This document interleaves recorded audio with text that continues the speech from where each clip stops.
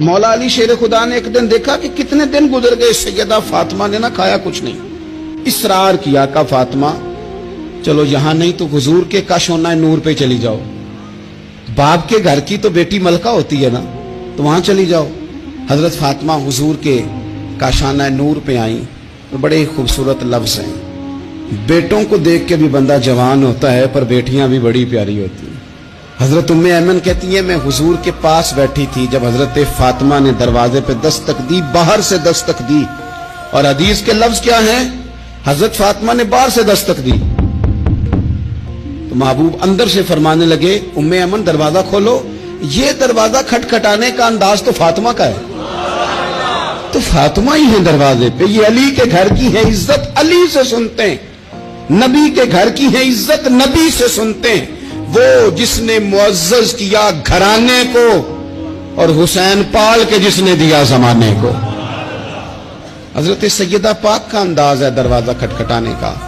حضرت ام ایمن کہتی میں نے جھٹ سے دروازہ کھولا تو حضرت فاطمہ کا وہ چہرہ جس پر شدت بھوک کے آثار نمایاں تھے، حضور کے سامنے گئی تو لفظ نہیں کہے پر آنسوؤں سے آنچل بھیگ گیا۔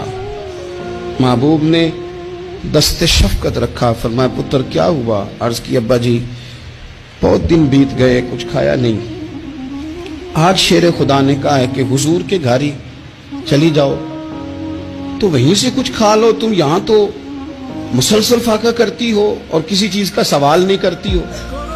تو نبی پاک علیہ السلام نے کیا فرمایا؟ او میرے سنگیو، بچوں کو سہولتیں بھی دو پر انہیں جینے کا سلیقہ بھی سکھاؤ، اپنی اولاد کو نعمتیں بھی دو۔ حضور نے فرمایا اللہ تمہیں وسعت دے تو گھر والوں کو دو، انہیں وسعت بھی دو پر صبر کے سلیقے بھی سکھاؤ، انہیں جینے کا ڈھب بھی سکھاؤ۔ نبی پاک علیہ السلام نے فرمایا فاطمہ بیٹا اگر تم کہو تو یہ 5 بکریاں کھڑی ہیں میں تمہیں بکریاں دے دیتا ہوں، اور اگر تم کہو تو میں تمہیں 5 وظیفے سکھا دیتا ہوں۔ اور سنو نا یار، یہ بھی ایک انداز ہے نا، میں تمہیں 5 وظیفے سکھاتا ہوں۔ تو سیدہ فرمانے لگی سونے بکریاں رہنے دے، وظیفے ہی سکھائیں۔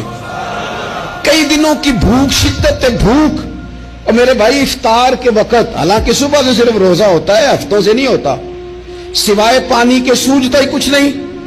کہ یا رسول اللہ آپ نہ مجھے 5 وظیفے دے دیں۔ میرے کریم نے 5 وظیفے بتا دیے۔ حضرت فاطمہ وظیفے لے کے گھر گئیں تو حضرت مولا علی شیر خدا فرمانے لگے فاطمہ کچھ کھایا؟ کچھ طبیعت آسودہ ہوئی؟ تمہاری وہ بظاہر جو نکاحت تھی اس میں کوئی فرق آیا؟ تو حضرت فاطمہ ہنس کے کہنے لگی، ہنس کے، مسکرا کے۔ یہاں مسکرانا کمال ہے، یہاں مسکرانا کمال ہے۔ مسکرا کے فرمانے لگی علی میں حضور سے دنیا لینے گئی تھی، مدینے والے نے دین عطا فرما کے بھیجا ہے۔ مولا علی کیا تبصرہ کرتے ہیں؟ فرماتے ہیں فاطمہ کمال ہو گئی، تم تو بڑا نفع والا سودا کر کے آئی ہو۔